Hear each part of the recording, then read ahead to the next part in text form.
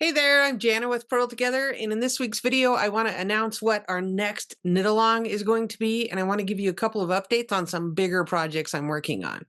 Before we get into that, though, we've had a bunch of new patrons in the last few weeks, and so I just want to give a big thank you to those people for supporting the channel and let you know how you can become a patron if you'd like to.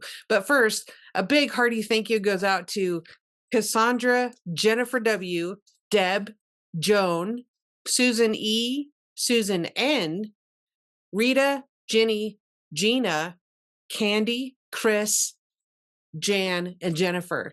Thanks so much for pledging to support the channel and helping me bring you videos each and every week. If you want to learn how you can become a Purl Together patron, head on over to patreon.com/Purl Together, and you'll see what I'm offering for a small monthly pledge. Okay, let's get started talking about our next knit along. We voted in the patron group. So that's one thing patrons do, is vote on what our next projects together are going to be. So our next one is going to be the Quill Tee. That's Quill, like the quill of a pen or porcupine quill.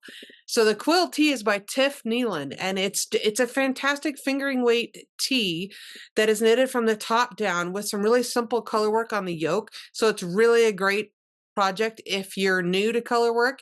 I will make tutorials and walk you through it step by step. We'll follow along the pattern together. So this is a fingering weight tee that is knitted from the top down, and it has a simple color work on the yoke. So it's a really good project if you're new to color work. I'll be showing you how to knit this step by step. It is a short sleeve, and there are options for a cropped version or the standard length, kind of a waist or hip length sweater. So depending on which version you'd want to knit, obviously depends on how much yarn you need. So it's very size inclusive. There are 10 different sizes. And when you look at the pattern, you'll see that there's the sample size is a measurement where you take your bust measurement and then add anywhere from 1 to 4 inches of positive ease, depending on what your preference is. So if you're not sure what positive ease, that's just the looseness that you have. So for example, it says in the pattern that I'm looking here because I have this on Knit Companion, but the sample size sweater was an actual 36-inch bust, and then the person knitted a size 3. So that would be, the sizing for that would be a 39-inch bust on the sweater. So you can see there's a 3-inch difference between the actual body measurement and then the sweater that is knitted. So hopefully that makes sense to you. All right, so we're going to be casting on for that on Friday, October 11th. I will be back from our retreat event in Ogden, which is happening the first week in October. Super excited to see everyone there. And then we'll be casting on for the Quill Tee. The video for cast on will come out on Friday the 11th. Now, I know that's a little bit of a departure. My videos usually come out earlier in the week, but that's just how it's going to be this time since I'm traveling the week before. So I just need a little time to, get myself together once I get back from the metropolis. The gauge on the pattern calls for 6 stitches per inch, or 24 stitches over 4 inches or 10 centimeters. For me, for the yarn that I have in stash at the moment, most of the fingering weight yarn that I have is pretty thin. It's I would term it as a thin fingering, like a 2-ply. So if you have access to, if you're stash diving and you have a heavier weight fingering that's maybe truly a 4-ply, then that's great. I think I'm going to use sport weight. So for me, that's going to work out a little bit better just for the way that I normally knit. So definitely you're going to want to swatch beforehand. This sweater is knitted in the round, so you're going to swatch in the round. Okay, you can cast on a whole round, or you can do the speed swatch in the round, whatever works best for you. So I'll give you some options there. There are some German short rows included in this pattern, which raises up the back of the neck just a little bit so that you don't end up with a, with a t-shirt that's like this and then too far down in the back. So it raises it up appropriately, just like a regular commercially made sweatshirt is a little taller in the back, so that will help it fit well. I will definitely be showing you how to do the German short rows, how to do the color work, and any other techniques that come up in the pattern. So head on over to Ravelry or to Tif Neilan's website, which I will put both of those things down below in the video description, so you can get your pattern and get a hold of your yarn before we start together on the week of October 11th. I will put out a swatching video between now and then, so you can have some help with swatching. So, and a couple of other things I want to tell you about. This coming weekend, I'm going to be participating in the Out of the Darkness walk in Cheyenne, Wyoming. This is a fundraiser for suicide prevention. September is Suicide Prevention Month. Some of you know I'm active in my state's chapter. I'm on the board of directors for the state's chapter of the American Foundation for Suicide Prevention. So this is an important charity event for me. I'm raffling off a couple of items. One is I've been working on this. I'm not done, but I hope to be done.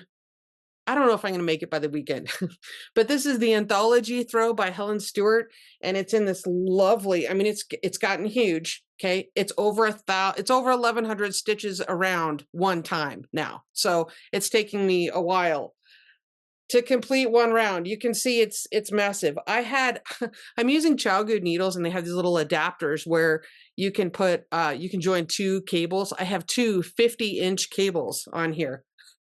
And it takes me about 40 minutes to go around one time. So, but I'm on the downhill stretch. I think I have about 110 grams left to knit.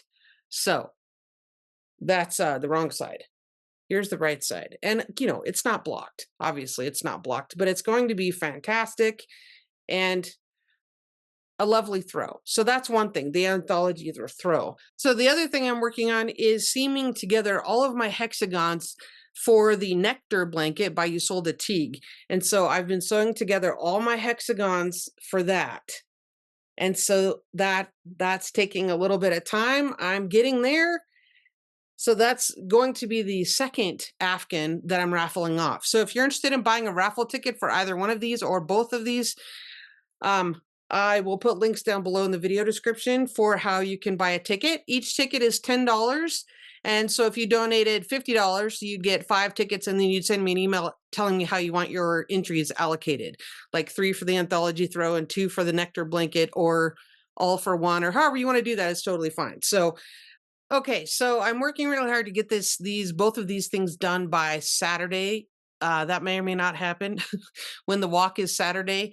But the drawing is going to take place nevertheless on September 30th, because I will notify the winner before I go to Ogden to retreat, and then I will get this item into the mail as soon as possible when I return after our event in Ogden. So it'll be in the mail. It'll be in the mail by the 10th of October. So if you're the winner, don't despair. I'll be contacting you immediately before I go to this event in Ogden, and you can have a chance to send me your address and so forth, and I'll get it in the mail as soon as I'm home. Okay, so that might give me an extra day to, finish the bind off. So these are fantastic projects. So watch my social media. I'll be posting some more pictures and finished dimensions when this is done. It's been really a joy to knit. The other thing I want to say specifically about the Nectar Blanket is that all of this yarn was donated by Barocco. Thank you so much to the folks at Barocco for helping support my charity knitting efforts. So that's an amazing thing. They have been very, very helpful and very supportive in donating all the yarn for this particular piece. So yay. All right, cast on for the Quill Tee is on the 11th of October. So I'll show you the yarn I'm using for mine. Okay, the yarn I'm going to use for mine, like I said, is sport weight. I would say it's a little bit of a thinner sport weight. I saw this on sale and I could not resist. This was on sale through Webs. And despite it being in plastic, you can see oh man, I love a gradient. But see how it's all dark and moody? So I'm going to have to decide which end. Can you kind of see that? Or is there too much of a glare? So this starts with a purple, and it, goes to kind of a fuchsia color and morphs into a lighter green and all the way into those dark and moody blues. So I'm digging that. This is more yardage than I need, so I'm going to have to decide which end of the spectrum I should start with. So put a comment down below and let me know which end should I start with and which end should be at the bottom. So if I started with the darker blue, or I guess I could start in the middle. I don't know. Tell me what you think. This is by Wonderland Yarns. It's called So Fond of Rainbows in their Spectrum of Moonlight collection. So I have 20 1-ounce skeins of Mad Hatter sport weight. And so this whole pack ends up being 1,720 yards. So I have enough, but I do need to decide which end of the which end I'm going to begin with. I know there'll be lots of little ends to weave in, but it's going to be fun. And then I have a contrasting, like a really light color, like that. It's not that, but it is a little bit of an off white. That'll be my color work on the yoke. So I'm excited to cast on. All right, I hope you're going to join us. Let me know in the comments down below where I should start in my rainbow. Thanks for watching.